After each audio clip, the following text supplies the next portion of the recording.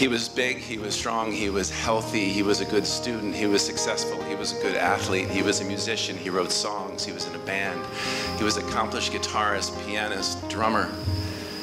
He was a leader of his friends, he was the consultant, he was the counselor. He had an army of pals, and they loved him and he loved them, and it was so much fun to see.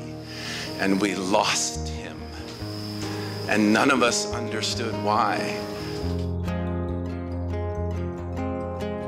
We were Team Troutwine. We had a fun house. It was full of laughter. And there's not a night that goes by where I don't lay my head on the pillow and wonder how a child of mine could take his own life living in my home, and I'll never understand it. And I'll live with that the rest of my life.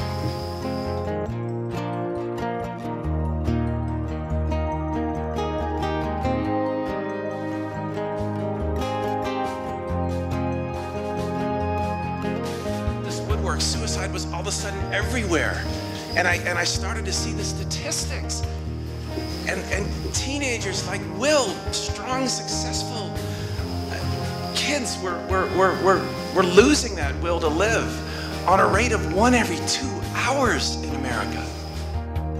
I knew what I was going to do. I was going to create a foundation that was going to show kids, and I was going to tell this story. The greatest friends that I ever met in my life, the ones that stood up for me in my wedding, the ones that were godparents to my kids, I met when I was Will's age.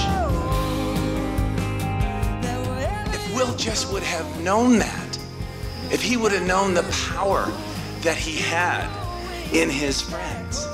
And we said this foundation is going to do just that. We're going to teach these kids to recognize that the greatest source of hope in their life is in the eyes of the buddies sitting next to him in the dugout and on the sidelines and in the classroom.